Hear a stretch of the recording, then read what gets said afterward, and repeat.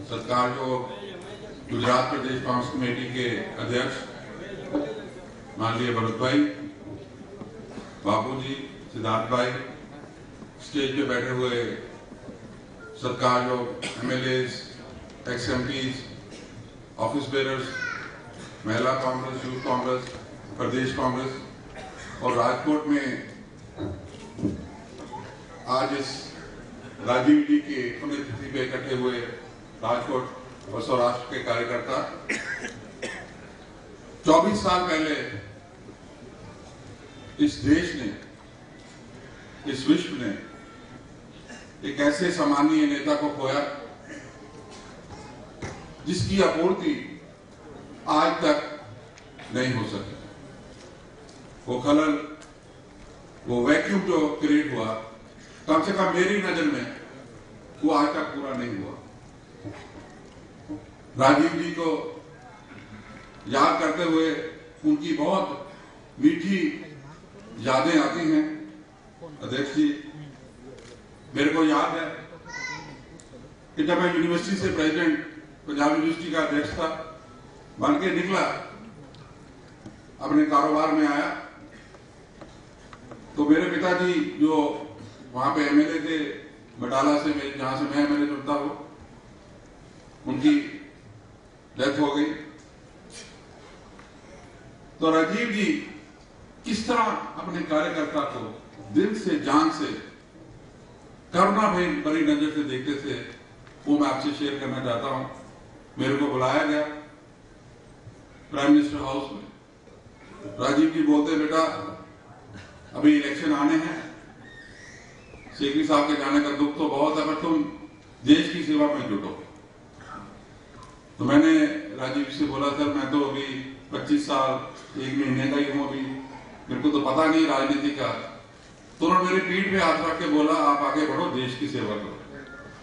मतलब एक बॉर्डर पे बैठा हुआ कांग्रेस का कार्यकर्ता उम्मीद रखता था कि देश का प्रधानमंत्री राजीव जी उनके साथ जुड़े हुए थे, प्यार से और करुणा से जुड़े हुए थे। मेरे को याद है, मैं आपसे शेयर ही करना चाहता हूं, क्योंकि उस महान नेता को याद कर रहे हैं तो उनकी यादें एक दूसरे से बांटेंगे तो उनसे कई चीजें सीख सकते हैं। हमारे यहाँ टेररिज्म बहुत, जब मैं MLA बना 85 में, 86, 87, 88 इतना ज्यादा आतंक था, हर गली में लहू रहता था, बम चलते थे, AK-47 चलती थी, मेरे ऊपर भी चले। यहाँ पे मेरे को तो एकदम बच गए। जैसे पाकिस्तान का दबाव था, उनकी जो सेना है उन्होंने बहुत सारे इन्फिल्ट्रेट किए हुए थे लोग पंजाब में। तो एक ऐसा समय आया कि जो हमारी कम्युनिटी के लोग थे वो डर गए, वो बोले कि हम यहाँ पे अब कारोबार नहीं कर सकते हैं, क्योंकि जैसे राजकोट एक इंडस्ट्रियल सिटी है, बटाला भी लेस बनाता है, बटाला में बहुत सारी फाउंड्रीज हैं, तो वहां बहुत बड़ी बड़ी मशीन बनाने वाले इंडस्ट्रिस्ट, सब लोग मेरे को बोला कि MLA साहब आप प्रधानमंत्री जी से मिलिए और हम यहाँ पे अभी और नहीं रह सकते। हम लोग गए राजीव जी के पास, मैंने बोला सर ये लोग वहां रह नहीं सकते, बॉर्डर पे इतना ज्यादा बार हो जाए तो इंडस्ट्री चल नहीं सकती, तो सब लोग वहां से शिफ्ट करना चाहते हैं, इनको कहीं और जगह दे दी जाए तक कम से कम लोगों को रोजगार मिले और ये इंडस्ट्री चलाएं।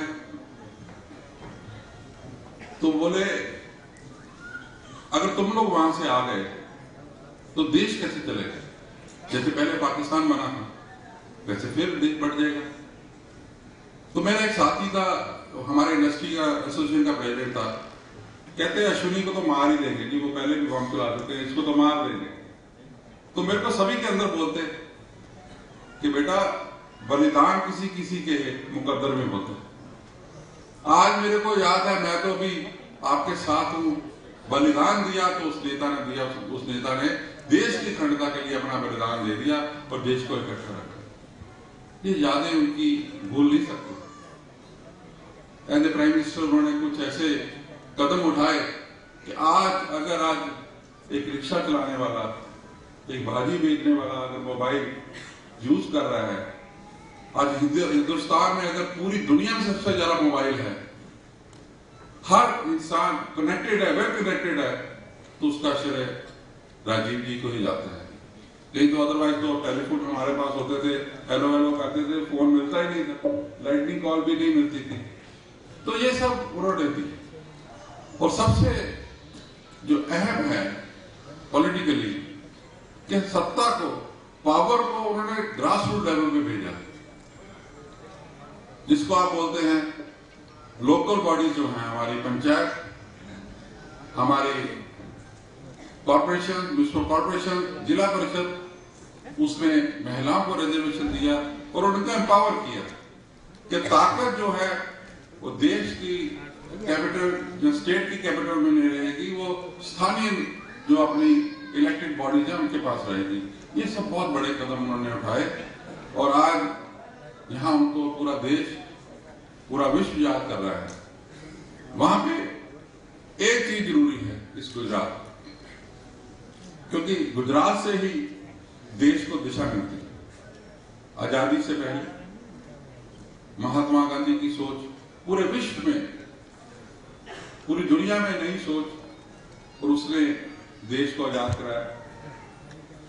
आजादी के बाद सरदार पटेल की सोच देश को इकट्ठा की, और आज मैं समझता हूं गुजरात के जो आवाम है उसकी तरफ पूरा देश देख रहा है। तो देश को बांटने वाली जो ताकतें आगे आ गई हैं,